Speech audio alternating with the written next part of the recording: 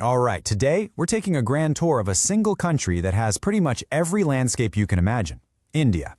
We're going to see how these gigantic mountains give birth to incredibly fertile plains and how ancient plateaus are still shaping modern life.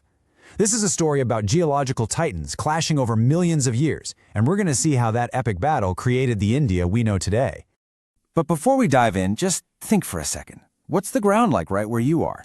Are you on flat plains, surrounded by rolling hills? Whatever it is, that one landscape pretty much defines your world. Now imagine a place that has all of it. That, right there, is India. And understanding its geography, it's like solving a giant, fascinating puzzle.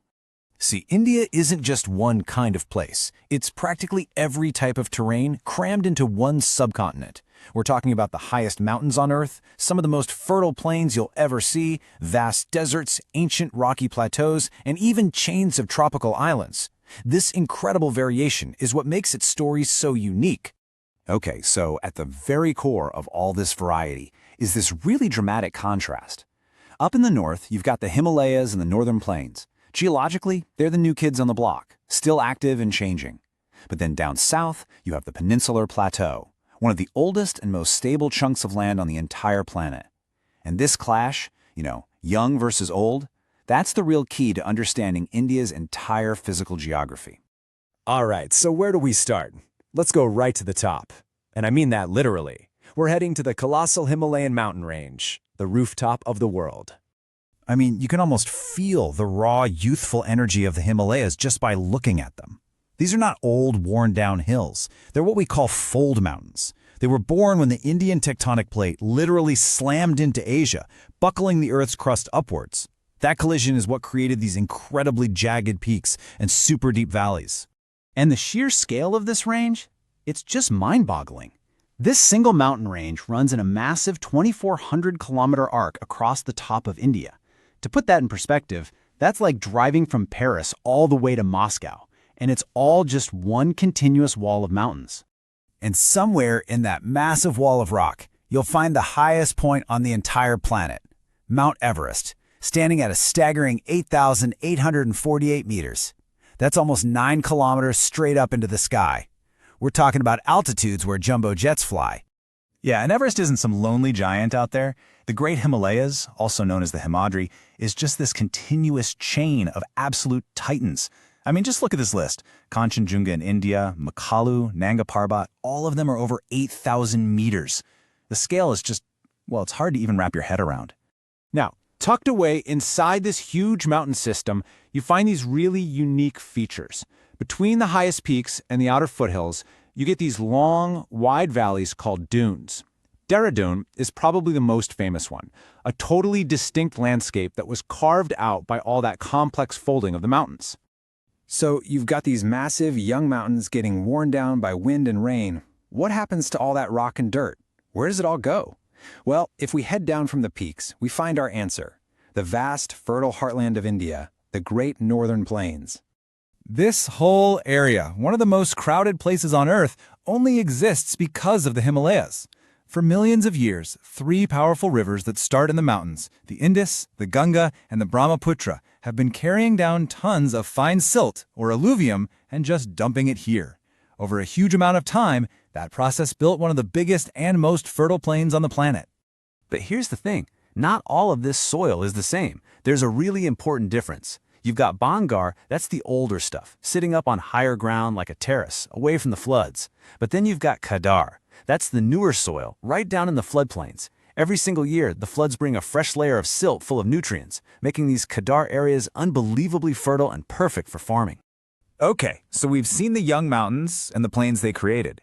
Now let's travel south to a place that tells a totally different, much older story: the ancient Peninsular Plateau. This whole area, this huge tableland, is actually a piece of the ancient supercontinent Gondwana, so we're talking about seriously old, hard, crystalline, and metamorphic rock. Unlike the sharp, unstable Himalayas, this is one of the most stable land blocks on Earth, and what you get is a landscape of broad, shallow valleys and smooth, rounded hills that have been worn down for hundreds of millions of years. Now, lining the edges of this plateau are 2 mountain ranges called the Ghats. On the west, you have the Western Ghats. They're high, they're continuous, like a wall, and they force the monsoon clouds up, causing tons of rain. But on the eastern side, the Eastern Ghats are lower and they're broken up, cut through by huge rivers that have carved a path from the plateau down to the sea. But hey, our trip isn't over yet. We've covered the big stuff, the mountains and the plateaus, but to really get the full picture, we've got to do a quick tour of everything else, the coasts, deserts, and islands. Head over to the northwest and things change completely. You hit the Indian Desert. It's this rolling, sandy plain, a really dry land that gets very, very little rain, a huge contrast to the lush green places we've just been. And then, sandwiched between the plateau and the sea on both sides, you get these narrow strips of coastal plains. This is where you'll find famous stretches of coast like the Malabar Coast in the west and the Coromandel Coast in the east. And last but not least, let's head out into the ocean. India has two main island groups, and they have totally different backstories. Over in the Arabian Sea, the Lakshadweep Islands are made of coral. But over in the Bay of Bengal, the Andaman and Nicobar chain, that's a whole different story. It's thought to be the peaks of a mountain range that's actually underwater. And get this, in the middle of this tropical paradise of the Andaman and Nicobar Islands, you find Barren Island, home to India's only active volcano. A little pocket of fire right there in the middle of the ocean. How cool is that? So, okay, we've been on this whirlwind tour, right? From icy mountain peaks to a literal volcano in the ocean. What does it all mean? What's the big takeaway here? It's that none of these places exist on their own. They're all deeply connected, and each one helps support the others. Think of it this way. The mountains, they're the source, giving water and forests. Then the plains, fed by all that water, become the country's breadbasket, or granaries. The ancient plateau, that's a treasure chest of minerals that are vital for industry. And of course, the long coastlines and all those islands are perfect spots for fishing and ports. Each piece plays a critical part in making the whole country work. And that really brings us to the final massive question, doesn't it? We've explored the land itself. But how does all this incredible variety of rock and soil and water, how does it actually shape the cultures, the economies, the everyday lives of more than 1 billion people? Now that is a story for another time.